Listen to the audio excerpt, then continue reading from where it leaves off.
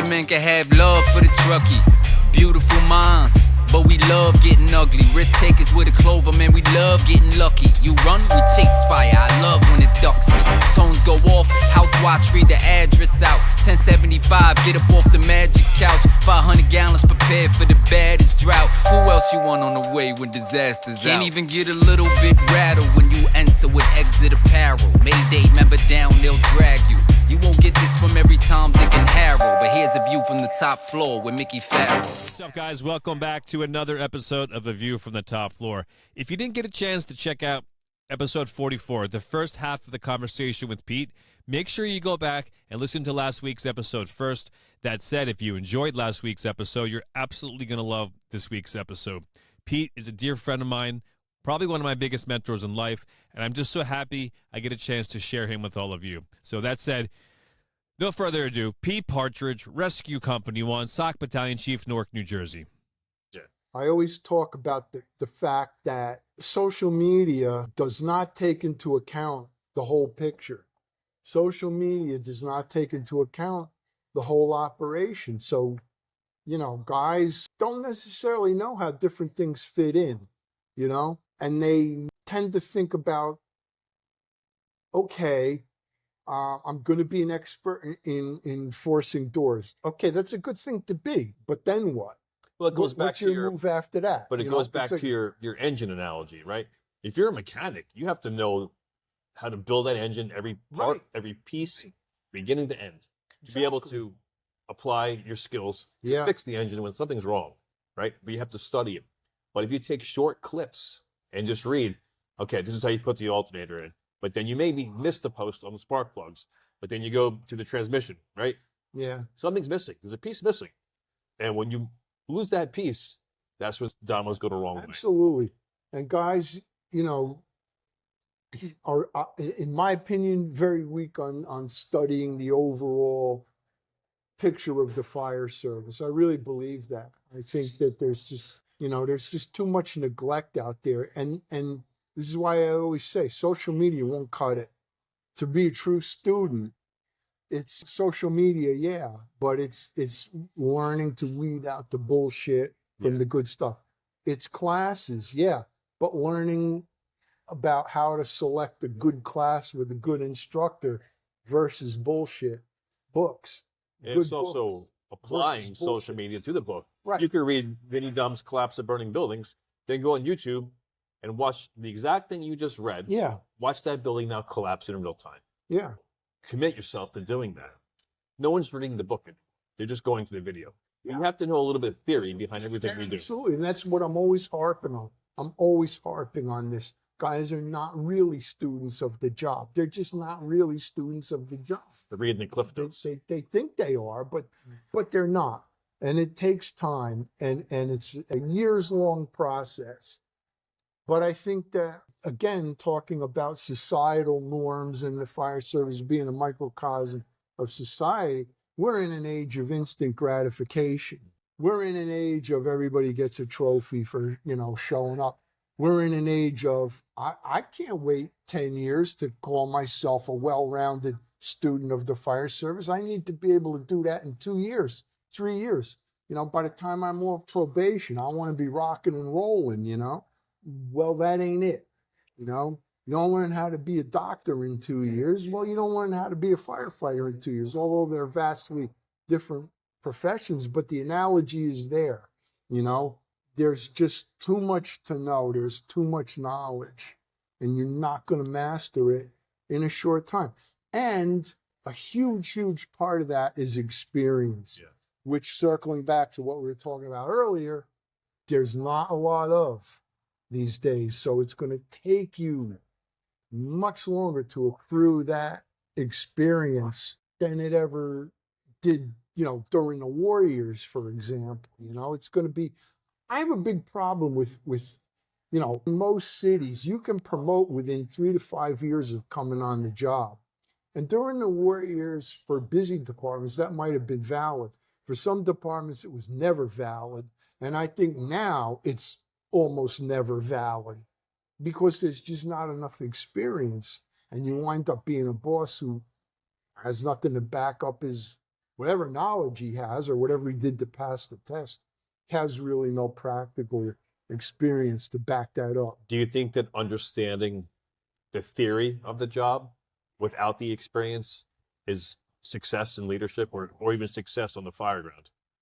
I So- think I think it goes a long way, but I'll give you an example because I started on the volunteers before I went on the job, and at that time, the department I was volunteering was a very progressive, pro-education department. It was at that time, and we had guys that even though they were volunteers, they were buying books, they were reading them, they were going to classes.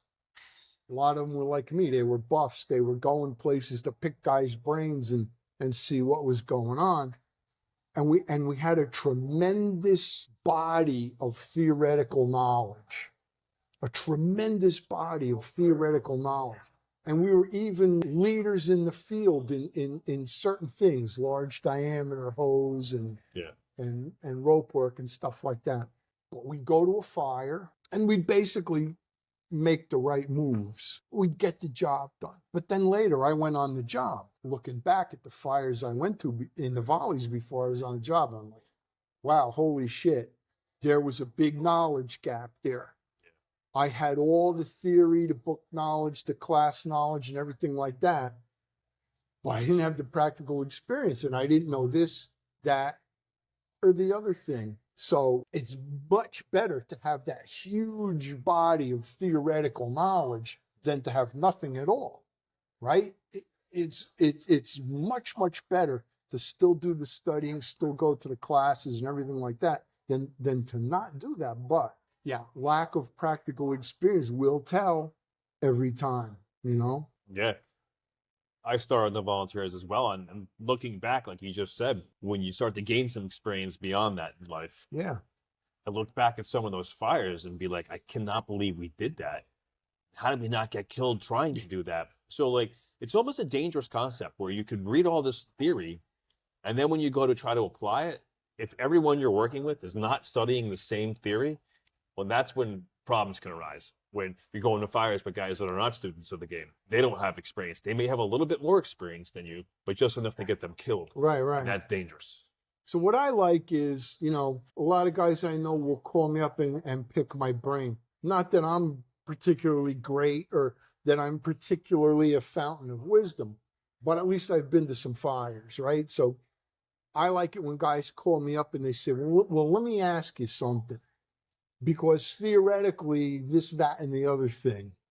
And then I can say, yeah, but, right? And so many, again, the instant gratification. So many guys today want to be shown a chart, A, B, C, D. Oh, yeah. You know, this is how, for every situation, they want to be told A, B, C, D, but it's not that simple. So I start telling guys, yeah, but what if this? What if that? This is why you have to be a student, because it's just not cut and dry. And there really are variables. There just are. I know that a lot of guys out there don't want to hear that. They don't like that. But when guys call me up and pick my brain, at least I'm able to say, well, you know, a couple times I saw this, that, or the other thing happen. And, you know, you got to be ready for that. And here's how you approach that, and so on and so forth. So I always advise everybody, find yourself a good, experienced mentor, and that's going to vary from place to place. But even if you have to travel, I mean, I used to be a huge buff in your job, you know, and I was very, very fortunate to be able to ride with some of the busiest premier companies in your job during the war years. And I learned so much from those guys. They were willing to share with them. They were willing to put up with the pain in the ass kid from Jersey. You know, they were willing to share that knowledge. And I learned so much from those guys. Would you take things from the days of riding and bring it back to Newark? I would, yeah. And would guys be willing to listen to you, or they're like, he's over hanging out in the city again? Well, you learn the hard way that you don't necessarily say where it came from, because I've had it both ways, you know. Well, yeah, well, you know, this ain't New York and this, that, and the other. But I've also had it where, well, what if we do this? Well, let's, try it or whatever. Or just fucking do something. Oh, where'd you get that? You let your tools do your talking, right? Yeah. Is there something that stands out that you remember picking up from a guy at a certain company and then applying it at a fire in Newark? I got a lot of stuff on Through the Lock from guys in your job, which Newark was never particularly big on, Yeah.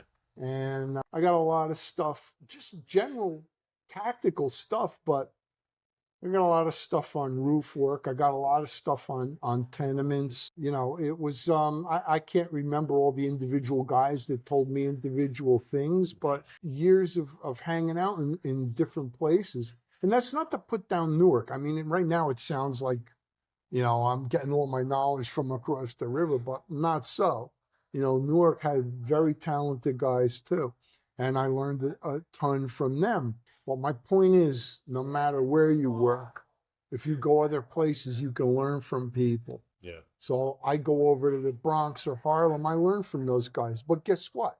If they came over to Newark, maybe they're going to pick up something too, because Newark is no slouch department. Yeah, by any means. Newark, it's funny, you're a buff of my job, and I've always studied the Newark Fire Department. I've always watched them afar, and I've always truly, truly admired the Newark Fire Department, especially from your generation. Those are the old VHS types that used to come around, the buffs. Yeah. I used to watch those, and every time there was a Newark one, I would watch it 10 times, and then another city would pop up, fast forward to that city, and then go back to the Bronx or Harlem. But it was always like when Newark was on, I would study it because I was so intrigued by it, because they were doing just as much work as any of the ghettos in New York City during those times, and there was really not a lot of coverage on it. There were some buffs, but there wasn't too many. And so when those fires did pop up, it was pretty cool to see what you guys were doing. And I'm pretty certain that if I went back and looked at some of those videos, you'd probably hit them. Guys from your job would come over and ride with me too. Yeah. And they did, one of the things that Newark always brought to the table, which would amaze guys from your job, is, holy shit, how did you do all that with so few guys? Yeah. Because Newark never had the type of, not on a regular basis. I mean, at different times, they had companies that were 1 in 5, but that comes and goes with the economy, or whatever's going on. But there's no minimum manning, and that's the key thing. So, like, if you're 1 in 2 or 1 in 3, you're 1 in 2 or 1 in 3. And we always used to say, we've been working miracles with 1 and 2. And that's one thing we brought to the table, in any discussion of tactics, is how to do things with not a lot of guys, how to prioritize what needs to be done. So I get flack sometimes as an instructor from guys who feel like, well, I'm coming from this big city where we have infinite resources. Well, I'm not, because we're short manpower. And I've worked in, a single engine where I've pulled up to, a super job with a rescue problem and 3 or 4 guys on the rig. Well, you got to start figuring some shit out, So what I tell guys is, don't approach these problems from the standpoint of how much staffing you have or don't have. Approach it from the standpoint of certain tasks have to be accomplished. Then it doesn't matter if you have 3 guys or 10 guys. Yeah. It's got to be done. You need to know what those tasks are, and you need to be able to look at a fire and start making priority decisions. And guys from your job would say to me, you got a truck with 4 guys, what do you do? Well, this is why maybe being a boss in my job in Newark is more difficult than being a boss in the FDNY, because we have to make more choices and we have to make more decisions. We have to figure this shit out on the spur of the moment. You pull up first due, you got fire out, 10 or 15 windows, and you got jumpers and hangers. So in my class, Truck Intellect, it's just that, where I get the flack too when I would come in and teach a class to a smaller department. And I can see the senior guys, right? This guy, what does he know? He's got 6 guys on his rig. How can he relate to us? And it's exactly what you just said, is that, you have to understand where you fit in. And the analogy I use is that we've all played basketball at one point in our life, right? Either it's you played rec ball, travel ball, high school ball, college ball, or you went down to the park and shot hoops with your friends. Probably not too often you went down to the park and had 5-on-5 full court press, but you understood the game of basketball.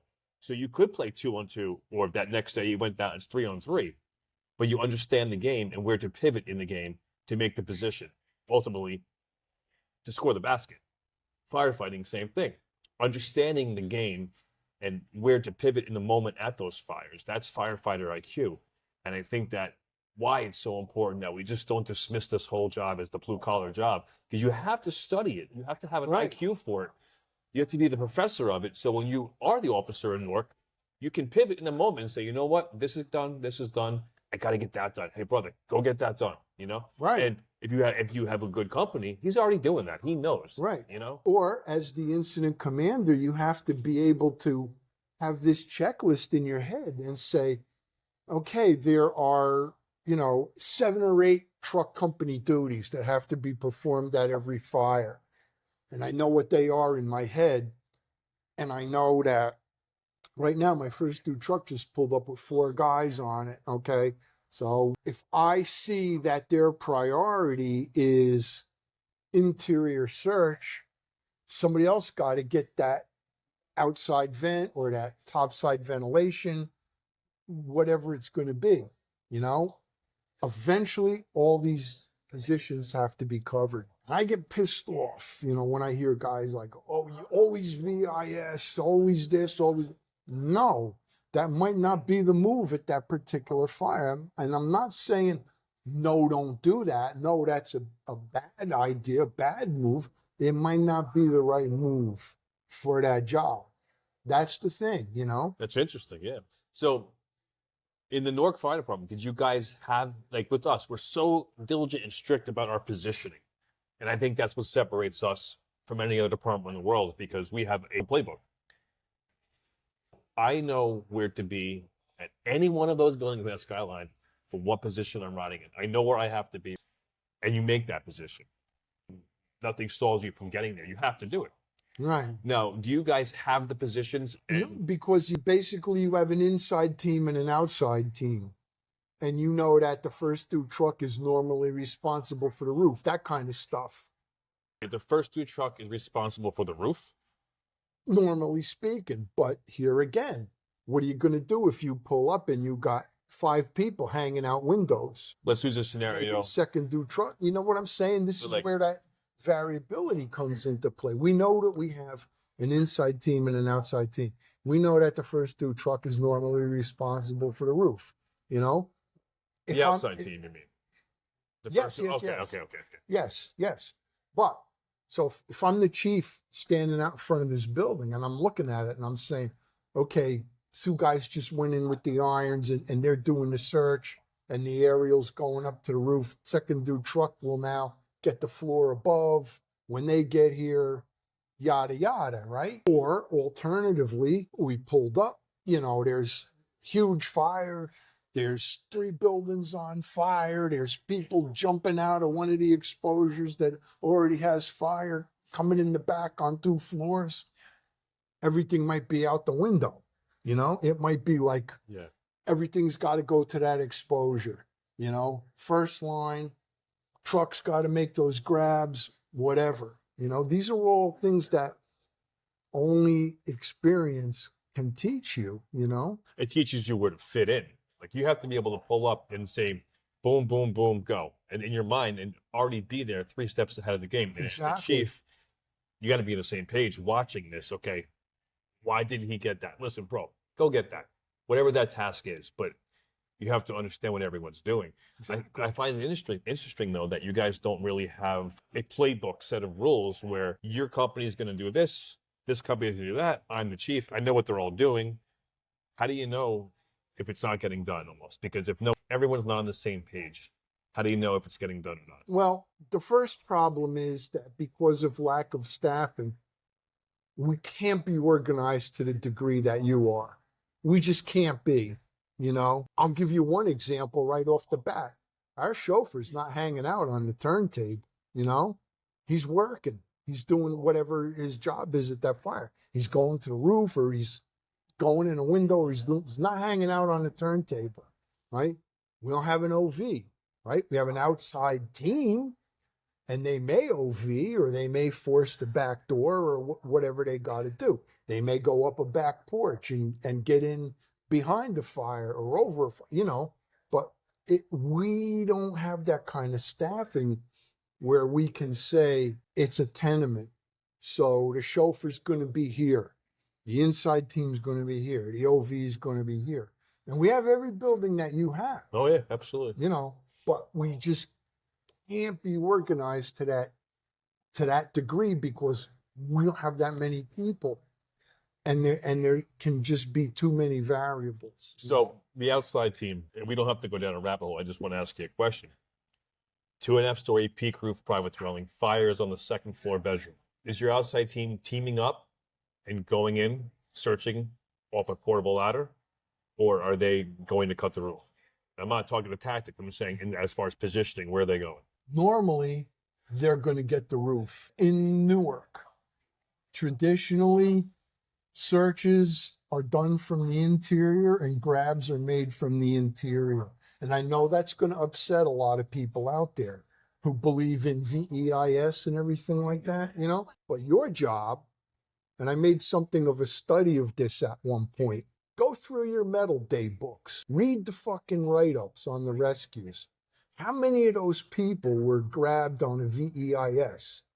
Most of them were grabbed from the interior. My right? company made one today. My old company made one today.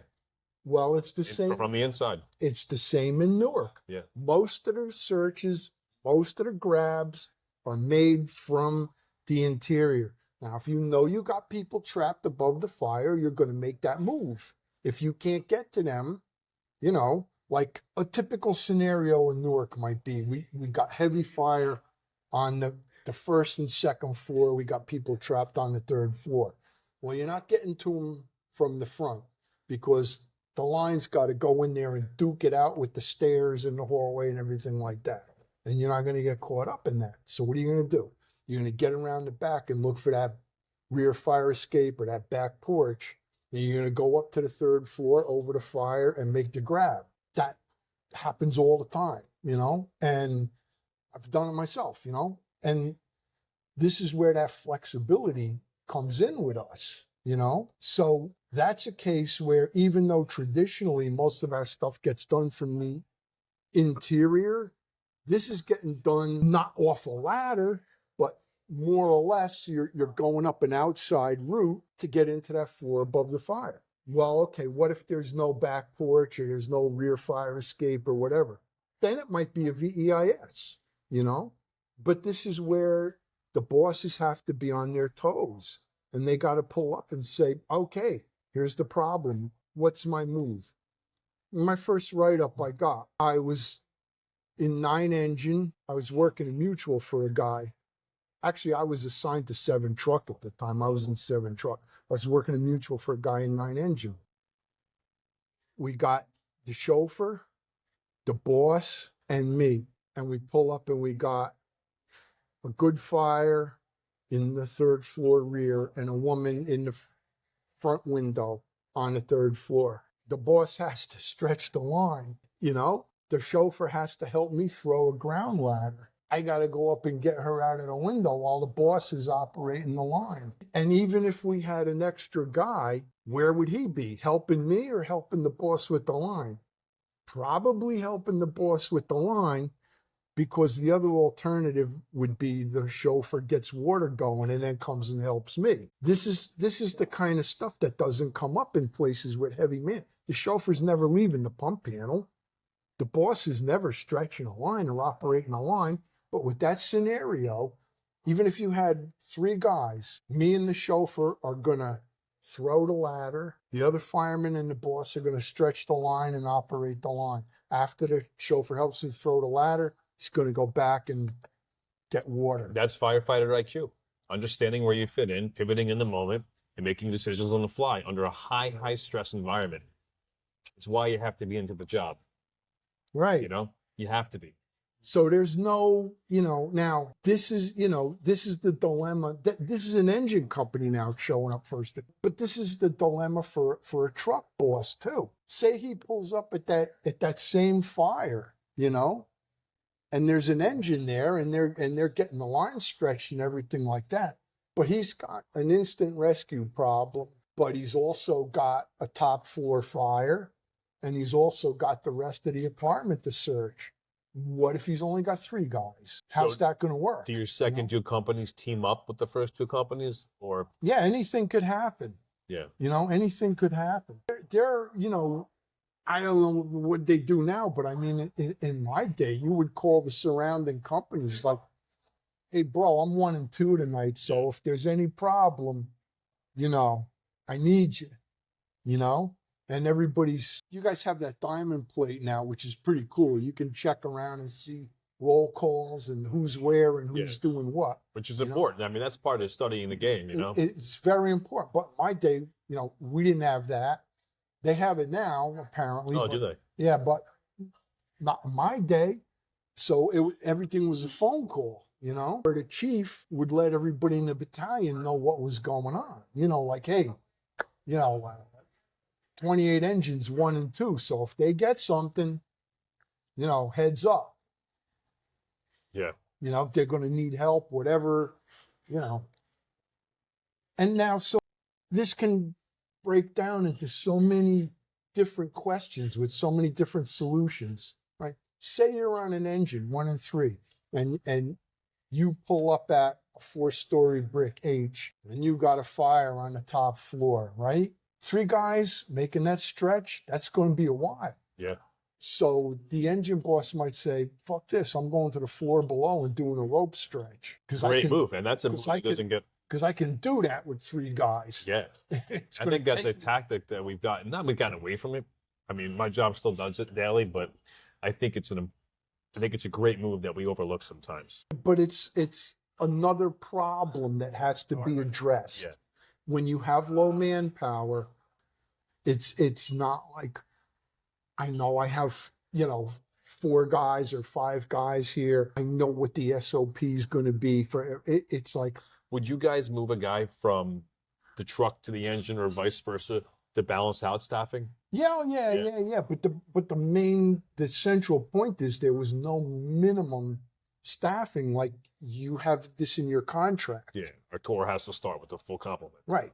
We don't have that in our contract, So if it's vacation time and money's always a problem, they don't want to give out that overtime. They'll hand out overtime to keep a company open, but they won't hand it out to keep them highly staffed. So if it's 1 and 2 or 1 and 3, that's what it is. Can never be 1-1, obviously. No, that's a no-go. Do they close the companies and then send you other places for the night if you only have 2 guys or whatever? I don't really recall that happening except in an emergency, like somebody gets hurt. Yeah. Middle of the tour, somebody gets hurt. Well, pack it in, spread the guys out. Or if the rig breaks down, there's no spares left, send everybody out. That kind of thing could happen. But I don't recall any instances of, what you might call brownouts, let's say. Now, at one point in Newark, they had companies that were browned out on 1 tour, but that was a constant. It wasn't like, oh, we just don't have enough guys tonight, close 9 engine. Yeah. That may have happened since I left. I don't know. But in my time, that didn't happen. You would keep the companies open. You would get enough overtime in to keep the companies open. So you've been talking about engine truck, right? But it's 19 years in Rescue 1. What was your role now when you pulled up to the fire? Company's already operating. Where do you fit? Did you just put yourself to work? Or did you check in with the command post? Normally, and this would depend somewhat on the chief, right? Normally, and this is a whole other topic too, micromanagement now by chiefs that we didn't have in the old days. But normally, we knew where to go and what to do, and we just got to work. And what would happen is, if a chief wanted us to do something specific, he'd flag us down on the way in. Or maybe his aide Now that I think only the deputy has an aide, but somebody would grab you and say, hey, I need you to do this. But normally, and we could do anything. We could act as a truck. We could stretch a line. We didn't stretch a lot of lines, but it certainly happened, if that's what needed to be done. But we mostly would act as a truck because, again, with that low staffing, we're a valuable resource to back up that search and make sure all of that gets done. Or, I look at videos like from your job, let's say top floor fire in an H or something, and there's 20 guys on the roof. Well, in Newark, there's 20 guys at the whole fire, right? And there's only 2 guys on the roof, or maybe 4. And that's where, maybe rescue now is going to be up on the roof or something, Yeah. Now, our role of our rescue companies in my job, which people don't realize, they're mainly there to help firemen. They're almost like the internal fast truck, if you will. Like they're in there keeping an eye on things, and when someone wants to give a mayday, they're going to be in the right position. Right. Right. That's all the same with us. It's the same with me, right? Yeah, that's all the same. And this is where guys get pissed off, rescue haters, Sometimes we see problems and we have to straighten them out, No, yeah. But that's the difference between, I don't know how to navigate this, but difference when you have seasoned firefighters working in rescue companies. Yeah. They understand where to fit in because they've had the experience. And that's not always been the case in Newark either. That's another problem. But as far as vetting the guys to get into the company? Yeah, Yeah. Well, I don't. I mean, there's been too much of interference. The rescue has a role in a fire. And I think there's a lot of rescue haters out there. But I am 100% in the understanding of what the rescue company's role is in a fire. Do some guys push the limits? Of course. We all want to go to fires. We want to work at fires. But there is a role for them. And I think it's been blurred over the years what that role really is. And they really are there for the betterment of the brothers and sisters on the fire floor and floors above. Like they're there to do the right thing. And particularly in my job, where again, with the short staffing, if that engine showed up 1 in 3, and there's only like 2 guys on the line, why not give them one of our guys? Yeah. I mean, like. Plus, I think that what's important about the rescue company is that they are the senior guys in a lot of positions. So with us, they send guys to the roof. Well, a good rescue fireman is going to look over the probie and say, hey, brother, cut this way, not that way. Or, hey, listen, give this transmission to the chief. Give him a heads up. And they want to make the probie look better. They want to make those companies look good. That's a good rescue. I think there's a role for the rescue, and obviously going down the rescue road talking about, you did 19 years in Rescue 1, you're the captain there, and then you became the SOC chief for Newark, the first standing chief, right? And how many years did you do that? Only a few. And would you respond to every working fire as that chief? No. No. It was much more of a staff job than a field job, because I was basically starting that up from scratch. Yeah. It was basically my book to write. It's pretty cool. And I went to incidents, not fires really, but, technical rescues or hazmats or stuff like that. But really, once I got into that job, the days of being concerned with actual firefighting were over, because I was also like the Homeland Security guy. And it just didn't involve firefighting anymore at that point. Did you enjoy it? I did. And I was reluctant to take the job. I was reluctant to take the promotion. I turned down battalion chief twice. And I only took it when the director said, be the SOC chief, start the division. But I wound up really enjoying it because I enjoyed coming up with plans and getting them into play. I enjoyed all the joint work that was involved, like with the other agencies, cops, EMS, and agencies at the local, county, state, and federal level. I was talking to everybody, going to meetings with everybody. And I found out I did enjoy that. I really did enjoy it. And it was completely different from anything I was used to, you know? What kind of training does the rescue do in Newark? You guys come over to the Rock ever, or? No, no. I think what they do now is in Newark there's a USAR team, which is 10 engine and 5 truck, which are quartered in with the rescue. And the rescue guys go to that USAR training also. You know, the thing is, they don't want the rescue leaving the city, whereas 10 engine and 5 truck can leave the city. They can go on mutual aid with the USAR truck. Rescue can't really leave the city, you know. But that's the training anyway. If it's in the city, then there are 3 companies doing the USAR thing. If it's outside the city, it's not, you know. So let's say Irvington gets a high angle.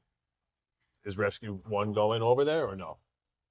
Because it's close enough where you could probably. Not normally, but if they were directly requested, you know, that would be up to some boss to make that determination. You know,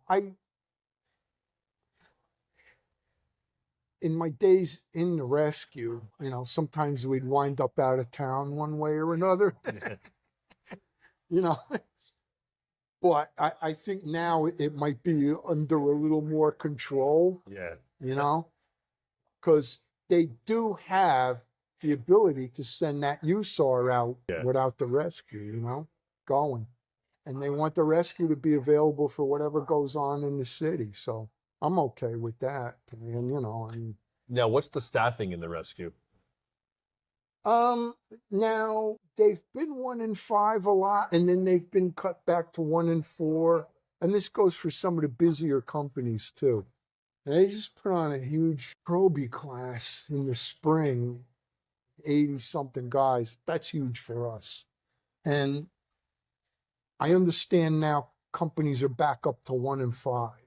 So I haven't spoken to the rescue guys in a little bit now, but they're probably one of the companies that got bumped back up to 1 in 5. That's good. So what else you got going on? Anything else on your mind? Any hot topics? Oh, there's always hot topics. Yeah. I mean, a lot of what I post is due to me getting pissed off, quite frankly. Me too. I mean, I'll see something online, or I'll see something out in the field, or I'll hear somebody say something, and I'll be like, oh man, really?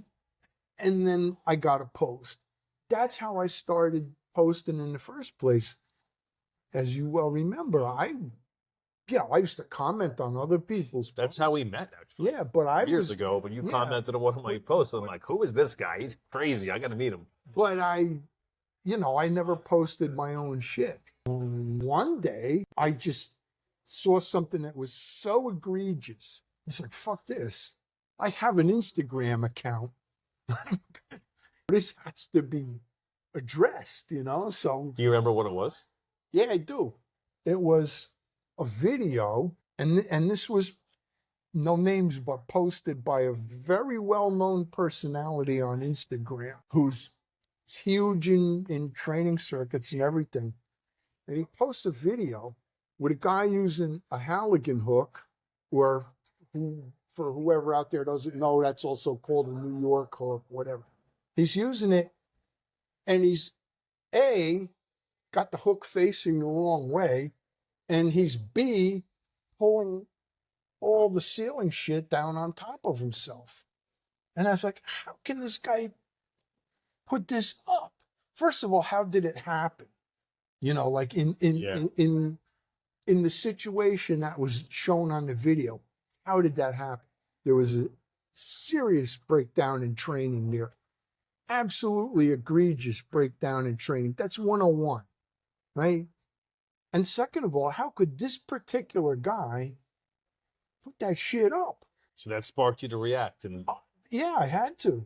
I remember this now, actually. I couldn't let that go, you know? And that's usually the type of thing that gets me triggered to post. I see something that's just so ridiculous. And that's what I was saying at the very beginning of our talk today. with all the training and with all the knowledge and with everything we got going for us and all the social media and this and that, how come we still suck? I think we suck because we're just not going to enough fires anymore. And that's the bottom line. I don't know. And I know people are going to watch this podcast and say, who does he think he is? And I'll probably get a lot of flack. I mean, brother, you are the real deal. Like you're what we all wanted to be as a child, at least for me, and I still emulate you and your generation. I mean, we talk daily. I mean, it's always the fire service. Sometimes we talk about life, but usually it's what pissed us off that day. Yeah. And that starts a 2-hour conversation many times. And Yeah. I can't believe we haven't recorded sooner because, I mean, we talk. Well, we did daily. that. We did that one live one, but Yeah, that was pretty good, actually. yeah, but they're not archived. No, they like come and go, you know. But that was a good one. Yeah, we talked about stretching into tenements and stuff, engine company tactics. Yeah. But that was a good one. Too bad that didn't survive.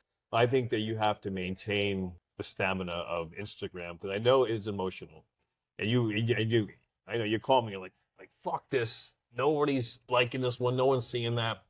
Unfortunately, there's an algorithm that kind of makes it really hard to get information out sometimes, and it's a hit or miss, man. Yeah. It's like, but when it's on, people do see it, and when it gets off, people don't see it, unfortunately. But it's a balancing act. It's a science behind it that no one can seem to figure out. So it's trial and error. And Instagram's always changing how they distribute the information. I took most of the summer off. I just got to the point where I almost like writer's block. I didn't have any ideas and there wasn't much going on. And I just wound up taking the summer off. And I didn't miss it. I really didn't. But I do have guys that say to me, I like your posting. I like what you say. Absolutely. So it's real. And that's, Something even though that it's we only a don't- few guys that say it, it's enough to make me, okay, I'll keep posting, you know? I think something that we've lost in the fire service is authenticity. And that's exactly what you bring to the table is being authentic, you're honest, and you're very, very good at your job.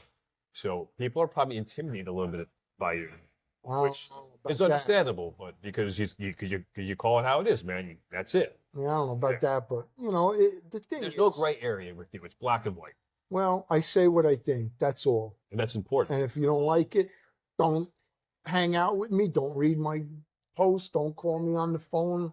You know, whatever. So I think that truly that you're timeless as far as the fire service. And I know a lot of retired guys. You've been out 20 years now. You think there's a shelf life, and for many there is. Well, But I think it depends on how engaged you stay in the game. Exactly, and you have never. Yeah, it's up and down. I had walked away. I mean, and the real reason I did was because it hurt too much.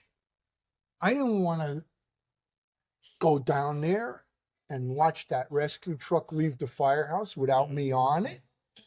I didn't want to hear about what decisions were being made and I have no part in it. I didn't want to hear about what was going on in the job and I'm not there. I had to walk away because it hurt too much, you know. But then when I had the fire, they came and got me. I mean, that fucking fire was still burning. And I was still standing out in the street in my underwear when my cell phone rang, which I grabbed on the way out of the house. And it was the guys from Newark, from the academy. Hey, man, is your house on fire? I don't know how they knew, you know. Hey, man, is your house on fire? Yeah, there's a fucking... You know, it's a fucking war. You know, we're on the way. Wow. You know? This goes back to everything. And I learned this from guys like yourself and like from my father and just the fire service in general. If you truly take care of it and honor it and nourish it and love it, it'll take care of you tenfold for generations to come. And the best part is that in the end, you never have to say thank you. Yeah. You just do the right thing, and that's the way you say, thank you, brother. They literally came and got me and dragged me back in, you know, and I was never alone, you know. After the fire for the first few days, I didn't go back to the house. But at one point, had to go back because the insurance adjuster was coming, and I had to be there for that, and I had to start assessing, what was going on, what's the next move, and everything like that. And I was telling one of the guys, like the night before, I was saying, yeah, I got to go meet this guy. This is really going to suck. This is the first time I'm seeing my house since the fire, and this is going to really fucking suck, So I was supposed to meet them like 9 o'clock the next morning. So the guy that I was talking to the night before calls me up about 5 to 9, and he says, what's going on? I said, well, like I said, I'm on my way over to my house to meet with the insurance adjuster and everything. I said, what are you up to? He goes, I'm sitting in front of your house waiting for you. Brotherhood. And I was never alone. Guys were always with me or calling me or, Well, that's the thing with this job, and I don't think people realize it, is that you're never alone. You will never be alone if you take care of this job. We need to this is where these kids are fucking up. Oh, yeah, trust me. Because I understand completely. They're not getting the potential of what this job can be. I mean, if I had said to the guys in Newark, brothers, I need a new house in 2 weeks, within 2 weeks, they would have built me the house. Yeah. You know what I mean? But that came from decades of you working in the Newark Fire Department, decades of the fire service. And so when you did the right thing the entire time, you did a little bit extra. We had a guy that was in the rescue. He wound up as a battalion chief, but he was a fireman in rescue when I was there. He had completely gutted his kitchen, right down to the studs. There was nothing left in the fucking kitchen. And like the next day, he was going to start, bringing in the cabinets and the flooring and everything like that. Drops dead of a heart attack, 2 days later, 30 guys show up at the house with tools. They put that kitchen in a matter of days. They just did it. And that's where we are fucking up in this job, is because this generation coming into it, I don't know if people didn't tell them the secret, how great this job is or what, but it's all about individualism. And no one's telling them that the job is bigger than you. And we have to maintain that and remember how if you take care of it, it's the story with Bobby, a few days after the fire, he comes up, we're out having lunch. He came up to, hang out with me. And he says, the only thing I got to be careful of is I'm doing the firehouse tonight. I got to make sure I hit the road by 4. I said, can't help you, brother. I lost my watch in the fire. I don't have a watch. Takes off his watch, puts it on the table in front of me, says, now you do. Right? nothing better than that. That's this job. I'm at Metal Day, the one where Mickey Conboy got the Bennett. I'm at the party afterwards. I'm talking to this guy, Steve, your friend from Squad 41. I said, he's wearing a Squad 41 t-shirt, cool shirt. I had that shirt, but I lost it in the fire, Took the fucking shirt right off his back. Here you go, brother. Take this. And now he's walking around shirtless. Yeah. Shirtless, I still owe him a shirt, but from the pandemic and everything like that, I haven't gotten there yet. But, I didn't forget, and I owe him a shirt, and he will get it. But, that's the kind of, the shirt off your back, literally. And I got stories upon stories upon stories, and these kids don't get it. They don't get it. And the root of it all is that if you're not all in the fire service, then no one's going to give you the shirt off their back. They might actually. You know what? I take that back. They will give you the shirt off their back still, but you'll never be part of that family. You know what I mean? Like, we're still going to take care of our brothers, but you'll never be part of the club if you just don't give a little bit extra. The thing guys have to understand, that doesn't mean you love everybody. No. It's like your family, your blood family. You don't necessarily get along with everybody all the time. There's actually people you probably don't like, but they're your family. And in a crisis, you're going to come together. And it's like that in the firehouse. Well, maybe you break my balls a lot and I avoid you, or maybe I don't like the way you snore. And whatever the problem is, you know, we may not be close on a day-to-day basis, but you know, if you need blood or something, everybody's lining up, you know? I mean, I've had cases where I came out of the firehouse in the morning, my fucking car didn't start, and shit, I gotta be somewhere. So take my car, you know? I don't think there's any other career, profession, family other than the fire service where it is like that. Yeah. It really is. We're all in together. Yeah. From the fires to the laughter in the kitchen to the tears of the funeral, we're in it together. And I think that's what we have to cultivate in the next generation. We have to teach them that and show him. Not necessarily teach them in the classroom, but maybe we can teach them by leading by example and doing the right thing. Do they think that we're losing what the right thing truly is? Yeah, and it's a shame. I mean, I don't know how much time I have left on this planet. Probably not a whole lot, but you know, thank God I came along when I did and got to see the very best of the fire service and the very best of the firemen working in it. And I feel like, you know, these guys today, you know, I'm going to be dead and gone, right? The job will continue. The job was there before I was born. It was there before I was on the job. It's been there since I retired. But what I see now is just like I worry about my nieces. What kind of world are they going to be living in after I'm gone and after their parents are gone? I look at the fire service. What kind of world are these guys going to be living in? How's it going to be? Are they really going to just turn this into another fucking job? Period? Because one of the things about the fire service is the respect that you get from the community, right? You're not going to get that if you piss away this job. You're going to be no different than the cable guy, the UPS driver, the garbage man. You're not going to be any fucking different. And I'm not lying when I say that, you know, part of being on the job and part of who we are and what we are is that we get respect and we enjoy getting that respect, but we've earned it. We've earned it. And we like the fact that, you know, we do something for the public and they appreciate it and this and that. What is the world going to look like when firemen are just X number more of jerk-offs? They're nobody special, you know? It doesn't mean anything anymore. Why? Because you no longer put out the fires. You no longer make the rescues. You know, there are so many guys out there trying to figure out reasons not to do the job. Not to go inside that building, not to do the search, not to open the, whatever it is. There are so many guys trying to figure out ways to not do the job. Well, you're just going to be another asshole. That's all you're going to be. Nobody needs you at that point. I think that's important.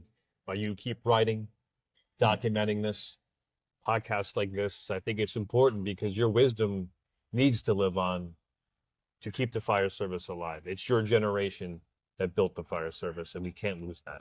And I'm doing everything I can possible to preserve that. You know, I don't know how it's going to go. I hope for the best. Thank God the guys that I know, they talk about other guys that don't give a shit. They talk about other houses where they have a bad attitude and everything like that. But the actual guys that I know and that I see, they still got it. They still got it. They're into their job. They're doing the right thing. And they're trying to learn, you know? And we say good guys gravitate to great places and shit bags gravitate to shit places. But unfortunately, those shit places are growing and growing and growing. That's what I'm afraid of. You know, that's what I'm afraid of. I've been so lucky, both during my time on the job and in my time after the job with the friends I have, because the friends I have are very literally the cream of the crop of the fire service. You know, I'm not a name dropper and I'm not going to sit here and drop names, but I've been so lucky to know the people that I know and to be allowed into their lives and into their world, and to have them, over the years share the knowledge with me. And it's just been incredible. I feel bad for guys who don't get, Yeah. it's, I go through my text messages or my missed calls, my outgoing calls, my emails, and I'm like, I really had this guy on my phone? Like, and it's crazy to me.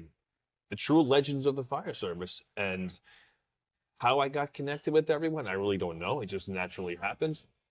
It's something you can't force. It's just a natural progression of loving the job. And then again, people gravitate to certain places that are very, very sincere and that are very real. And that's how we met. We just gravitated to each other on Instagram, and that was years ago. And I mean, I never finished my degree, but I have college.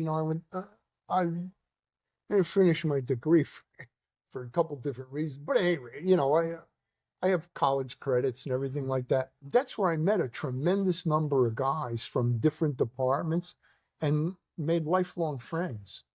And we're still friends now. We're old men, yeah, but we're still friends now. All these guys from all over the place. And that's what I tell the young guys I know. If you don't want to go to college, just go to classes. Go here, go there. Go where like-minded firefighters are, and network with these people and stay in touch with them, because you know what's going to happen. Today, you're all backstep firemen, relatively new on the job. In 20 years, you're all going to be running your departments, and you're going to be able to call up that guy that you met 20 years ago, who's now a high-ranking chief someplace, and say, "Hey, brother, what's," and there you have it, You said it earlier, networking. Yeah. It's a real thing in the fire service. And my advice to any young firefighter is that take advantage of every opportunity. I just told one of my young guys who was talking about doing something. I said, my advice to you is never say no to anything this job is willing to offer you. If it's a class you're not really into, who cares? Go and take it. Learn something. But on top of it, you're meeting people. Our job's so big, but yet it's so small. And the more you get out there, you realize how small the job really is. Guys that do 20 years in the firehouse and never leave, there's something to that too. That's important. But the fire service is so big and it's so amazing. So just take advantage of every opportunity. Oh, yeah, absolutely. I mean, it's a very unique job in that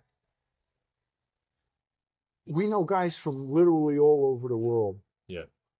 The guy that fixes my car doesn't know mechanics from all over New Jersey and all over the country and from England and all, right? The guy who does my taxes doesn't know, they may have their annual accountant convention where they all go get loaded and laid.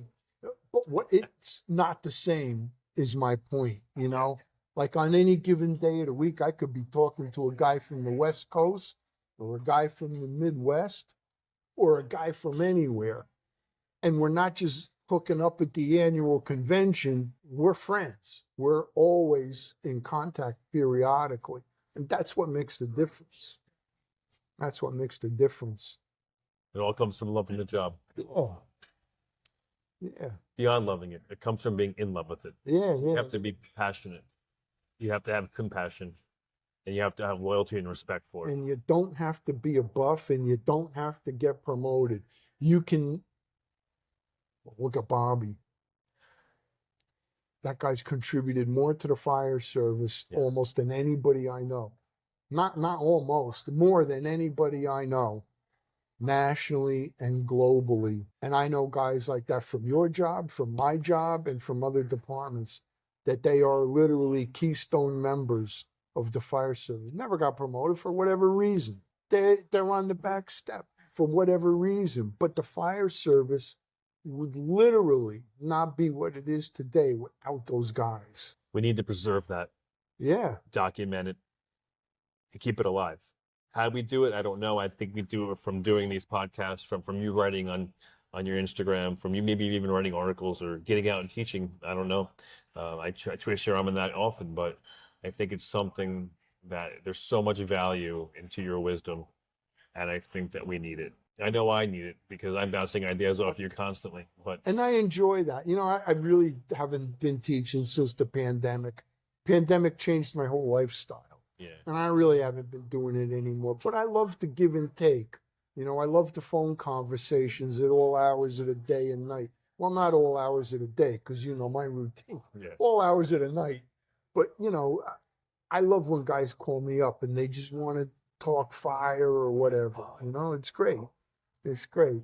It's that common love, like you said. It's Yeah. global. It's a common love.